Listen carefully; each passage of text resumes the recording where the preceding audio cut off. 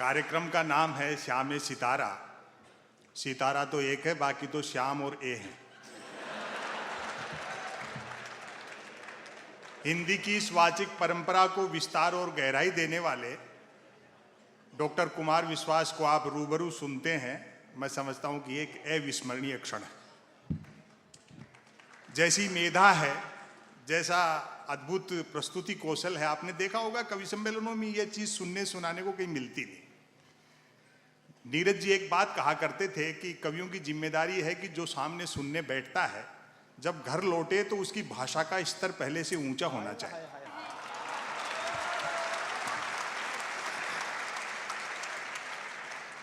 जो आत्ममुग्ध नेताओं का नाम ले लेकर के यशगान करते हैं, अमन अक्षर की प्रस्तुति से उनको यह भी सीखना चाहिए कि 22-24 साल का बच्चा कितना गहरा सोचता है। वो लोग इस्तेमाल कर रहे हैं आपका या किसी का भी। जब समय निकल जाएगा चीजें बदल जाएंगी। जिन्हें मार्गदर्शक मंडल में डाल दिया उनको समझ में आ गई ना कि राम किसी मठ में नहीं घट में रहते। इसलिए इस जय जयकार और मिथ्या नारेबाजी में मत पड़ो। समय आपका बीत जाएगा और एक दिन झूठी जय जयकार करने वालों के भी समझ में आ जाएगी कि मोदी जी इंडिया को कितना भी डिजिटल कर दो, रोटी गूगल से डाउनलोड नहीं हो सकती। क्या बात है, वाह। बहुत अच्छा सब लोगों ने सुनाया। ये पाकिस्तान चाइना ये कोई सब्जेक्ट नहीं है मेरे लिए। भाई उस पाकिस्तान के लिए क्या लिखना। जितनी पाकिस्तान की जनसंख्या है उतने तो अपने यहाँ 24 घंटे फ्री वाईफाई के चक्कर में 4G टावरों के नीचे बैठे रहते हैं।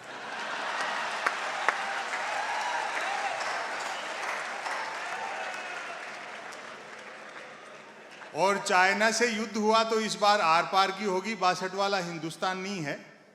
अपन जीतेंगे और उस खुशी में फिर चाइनीज पटाखे फोड़ेंगे। हरिशंकर परसाई जी ने लिखा कि देशभक्ति देवी देवताओं से सीखो। अच्छा। 33 करोड़ हैं। 1947 में देश का विभाजन हुआ, एक भी उस तरफ नहीं गया।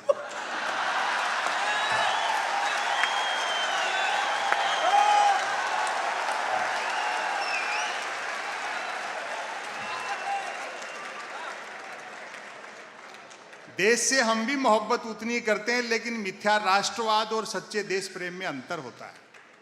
क्या बात है। समस्या यह है कि सीमाओं पर भूना कोई जाता है और राजनीति में भुनाता कोई और। हाय हाय वाह। राम को लेकर के क्या बढ़िया गीत सुनाया।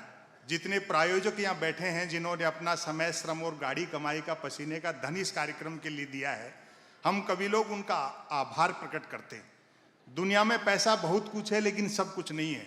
आपके धन से कितने लोगों के चेहरों पर मुस्कान आती है और कितने लोग एक चिंतनपूर्ण सामग्री साथ लेकर के जाएंगे, ये बड़ा यज्ञ है। बहुत बहुत बहुत।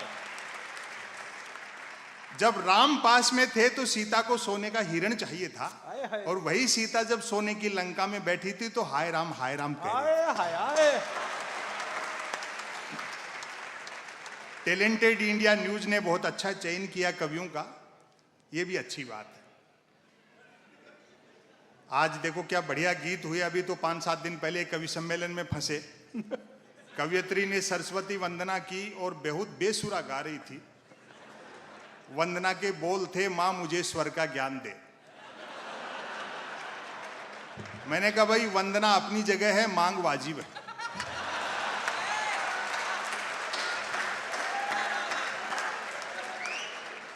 बहुत अच्छे। लोग कहते हैं संपत सरल जी, डॉक्टर कुमार विश्वास के संचालन में आपके 2-4 वीडियो क्या वायरल हुए, आजकल आप पैसा बहुत लेते हैं। मैंने कहा जी आने जाने का किराया और साथ के कवियों को सुनने का मेहनताना घटा दो तो बचता ही क्या। तो हमारे लिए सबसे अच्छा कार्यक्रम वह होता है जिसमें हमें सुनने में आनंद आता है, और आज का कार्यक्रम ऐसा ही है। मैं आपको बधाई और शुभकामनाएं देता हूं। स्वागत है। बहुत अच्छे यार संपत भाई। देश पर हमें भी उतना ही गर्व है और खुशी की बात है कि पिछले 4-7.5 साल में जो मेहनत हुई है, भारत फिर से विश्व गुरु होने में लगभग आउटर पर खड़ा है। आउटर।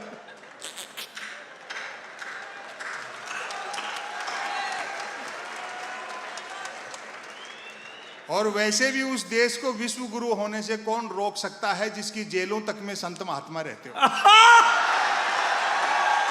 जिंदाबाद। असम संपत सरल। जबरदस्त हास्य का माहौल है, कहीं तनाव नहीं है। हाँ, वो तो उसके गीत की वजह से मेरी आंखें गीली हो गई, क्योंकि हम भी थोड़ा करुणा को जीते हैं।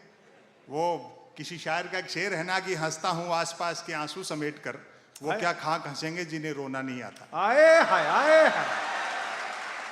वरना देश में बहुत जबरदस्त हास्य का माहौल है, एक तरह से हास्य का स्वर्ण काल चल रहा है। जिन्होंने अच्छे दिन का वादा किया था उनको उनका वादा याद दिलाओ तो खुद ही हंसने लगते।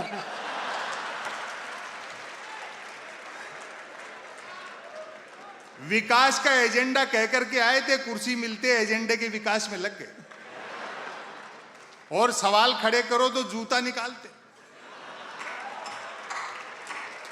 प्रधानमंत्री खुद इतने गुस्से में रहते हैं कि जिसको पीटने दौड़ते हैं उससे आगे निकल जाते हैं। बहुत अच्छा आप सब लोग सुन रहे हो। हाँ। लोकतंत्र रसातल में जा रहा है और मूर्तियां आकाश छू रही है। आए हाय आए हाय। सूखती है। वाह वाह। आहा। अभी तो कई लोगों ने मुझसे भी कहा कि साहब कुछ आप भी पॉपुलर हो गए, इन दिनों मूर्तियों का चलन का इस समय धूम धड़ाका चल रहा है, किसी चौराहे पे आपकी भी एक खड़ी कर देते हैं, लाख रुपए खर्च कर दो। मैंने कहा तू 50,000 दे, मैं खुद ही खड़ा हो जाऊंगा।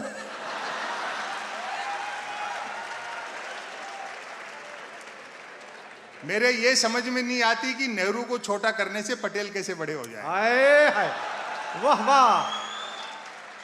जिस सरदार सरोवर के तट पे पटेल की सबसे ऊंची मूर्ति लगी है, उस सरदार सरोवर परियोजना का शिलान्यास ही पंडित जवाहरलाल नेहरू ने किया।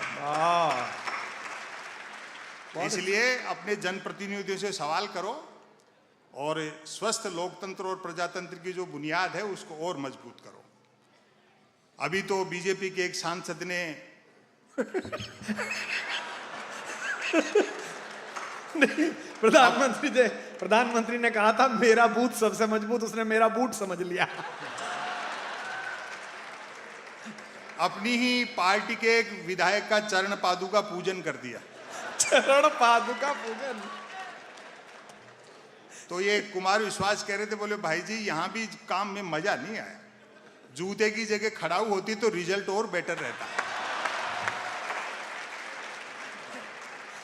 हाँ। मीडिया के लोग यहाँ बैठे होंगे, ये भी बहुत हंसा रहे हैं सर।